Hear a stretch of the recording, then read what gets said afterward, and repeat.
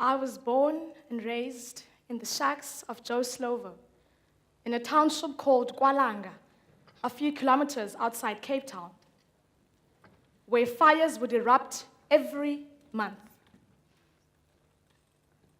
We slept with our minds and our ears alert of the signal.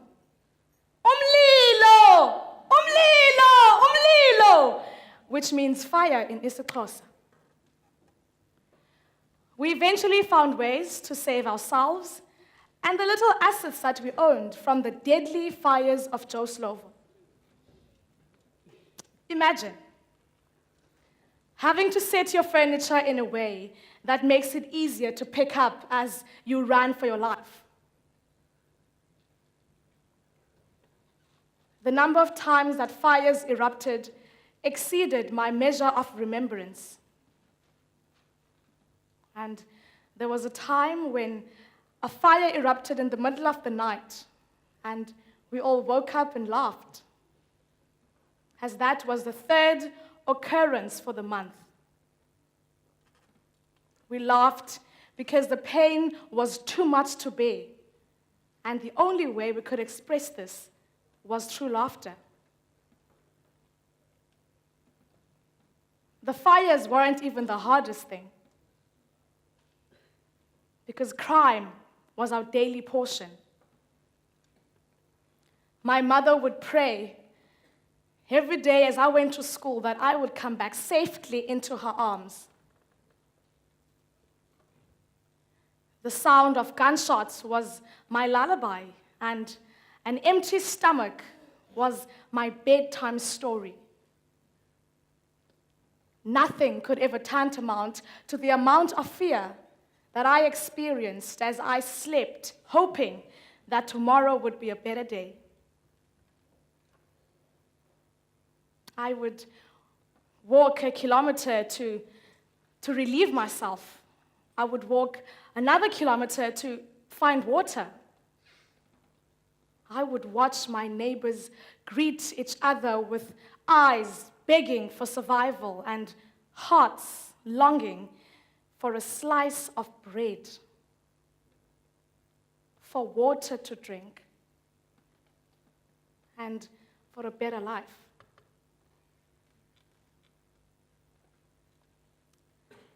In the shack, I lived with 3 strong women, one of which being the woman who gave birth to me. She gave birth to me when she was young. She had nothing to her name, no substance to her existence, and no possession of value. And she used to say that I was the only valuable thing that she had, and that I was her hope for change.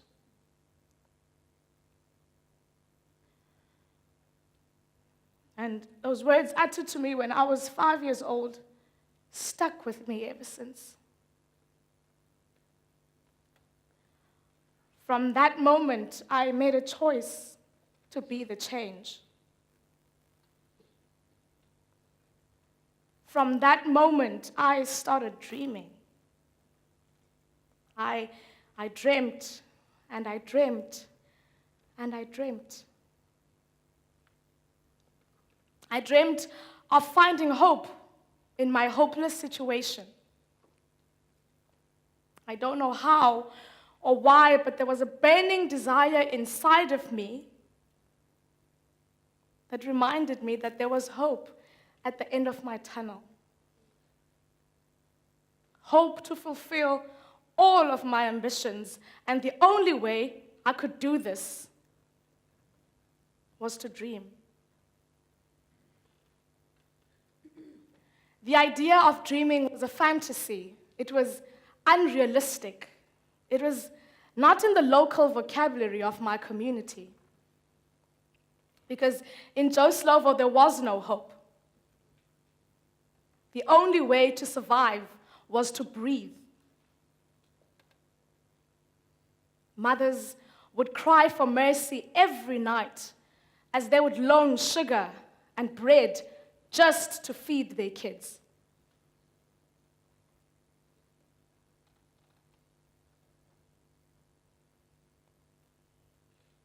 And during all this difficulty, I remembered my dream for a better life. And this dream reminded me that this shall not last forever. My dreaming then began to manifest as it started directing my choices. And as that occurred, I was bullied in primary school. I was bullied because I had a dream for a better life. I was bullied because I refused to succumb to what was the norm. When my peers would talk about boys and alcohol and drugs, I would divert conversations to dialogue about creating a prosperous future that will take our families out of poverty and suffering. And for sparking those conversations, I was labeled as weird. I was rejected.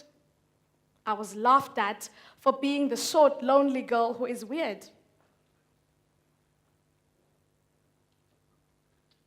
Every day as I went home, I would fall into the shoulders of my mother, crying.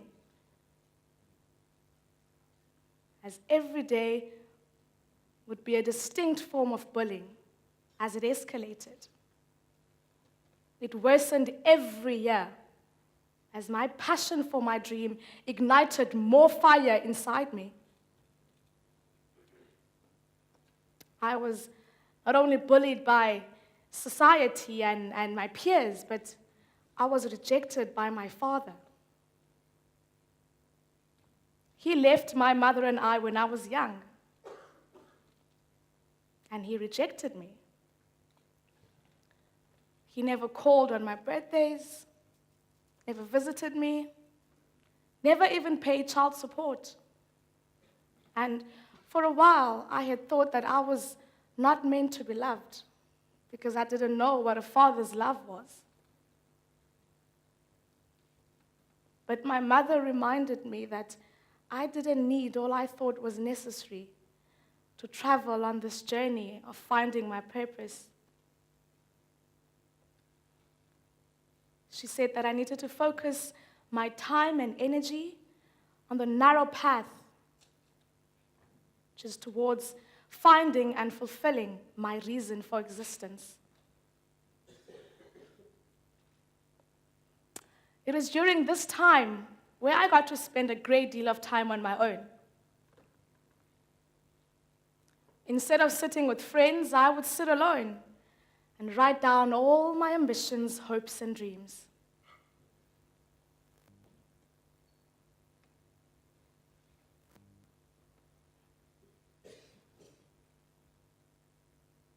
And it was during this time where I discovered so much about myself. It was during that time that I discovered that I am talented and smart. It was during this time where I decided on working on building my confidence.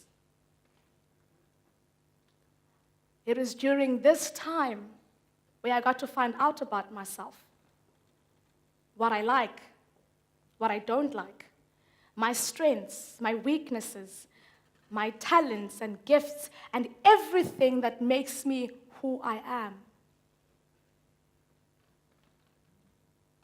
I became comfortable with the fact that the bullying and suffering was my obstacle that I had to overcome.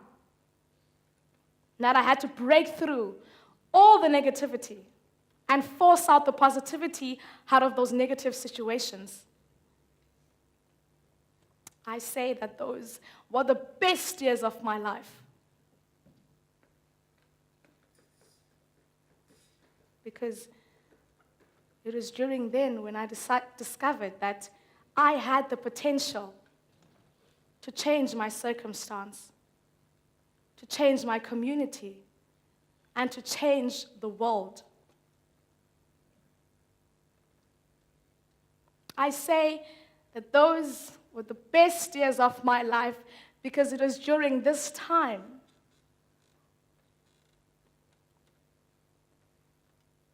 where I discovered that I could do anything that I put my mind to. I stand here with so much strength, and I am wiser. I am the product of my dreams. I am the product of my mother's prayers.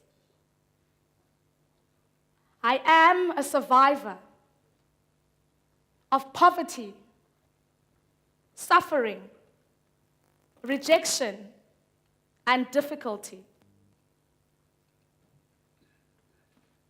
I am the first person in my family to attend the University of Cape Town.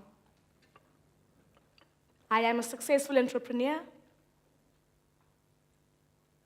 I am a public speaker, a dancer, an actor, an MC, and a theater and performance student.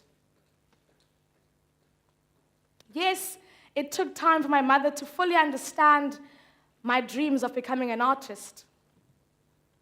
But she saw my consistency, my perseverance, my hard work, my determination, and my unwillingness to change my mind about my dream. Because I was the only one who knew what my dream was. Therefore, I couldn't allow anyone to deter that from me. You are the one who knows what your dream is. No one else but you. Therefore, never allow any circumstance, anyone, or anything to take it away from you. I stand here with so much strength, and I ask you to find strength in your journey.